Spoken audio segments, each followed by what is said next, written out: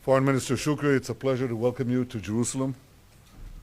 Our two nations have been at peace since we concluded our historic peace treaty 37 years ago, and the peace treaty between Israel and Egypt and between Israel and Jordan are the cornerstones of stability in the region, and they're critical assets for our countries. They are also the cornerstones of a broader regional peace and the broader stability that we hope to achieve.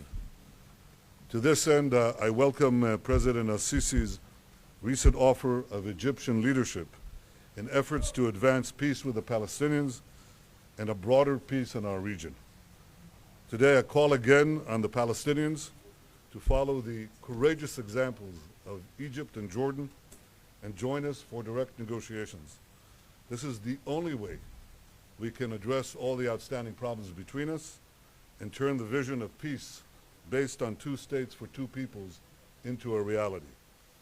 Foreign Minister, I want to welcome you warmly to Jerusalem, and I look forward to our discussions. Welcome.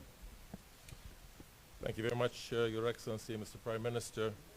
Ladies and gentlemen, allow me first to thank you, Prime Minister, for receiving me and the accompanying delegation. My visit to Israel today comes at a crucial and challenging juncture for the Middle East. The Palestinian-Israeli conflict has raged on for more than half a century, claiming thousands of victims and crushing the hopes and aspirations of millions of Palestinians to establish their independent state based on 1967 borders with East Jerusalem as its capital, as well as the aspirations of millions of Israelis to live in peace, security, and stability. The situation in the Middle East is becoming ever more volatile and dangerous, particularly as the phenomena of terrorism continues to grow and proliferate, representing an existential threat to the peoples of the region and the world at large. No person, group, or people are exempt. None are immune from this threat. Armed conflicts and disputes have also spread throughout the region, resulting in alarming humanitarian suffering and threatens the stability of the Middle East.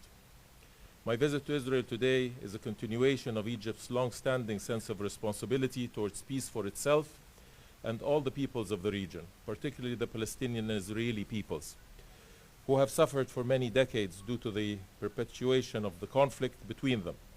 The visit comes in the context of President al-Sisi's vision, which he elaborated on the 17th of May, for the establishment of a just and comprehensive peace between the Israeli and Palestinian people, bringing this long conflict to an end. Such a monumental achievement will have a far-reaching and dramatic and positive impact on the overall conditions in the Middle East region.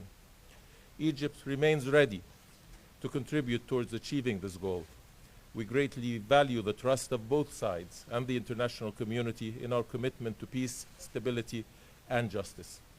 In this vein, I made an important visit to Ramallah on the 29th of June, during which I met with the Palestinian leadership and held extensive talks. Today, I am in Israel to continue the same dialogue, so that together we may find our path forward towards understanding and undertaking serious steps to uphold international legitimacy, as well as respect the treaties and agreements previously reached by the two parties to the conflict in order to realize the two-state solution. The goal that we aim to achieve through negotiations between the two parties is one that is based on justice, legitimate rights, and mutual willingness to coexist peacefully in two neighboring independent states in peace and security.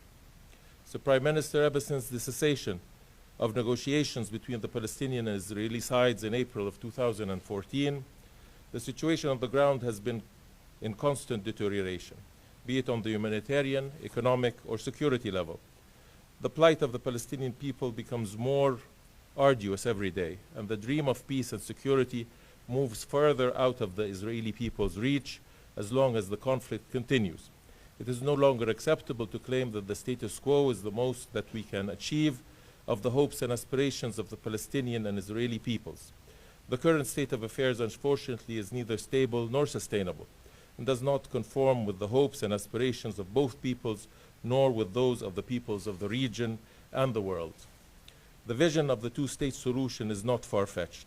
A multitude of ideas and initiatives have been proposed to make it a practical reality, particularly the Arab Peace Initiative.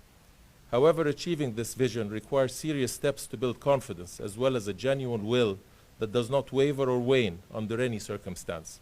I would like to assure that Egypt's commitment to supporting a just, comprehensive, and sustainable resolution for the Palestinian-Israeli conflict and to supporting peace and security in the Middle East is a steadfast and unwavering commitment, and that the Egyptian leadership is serious in its determination to provide all possible forms of support in order to achieve this noble goal.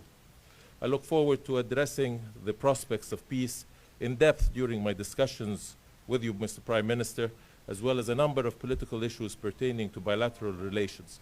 I am confident that this will be a fruitful discussion of mutual benefit. I thank you. Thank you. Thank you. Thank you.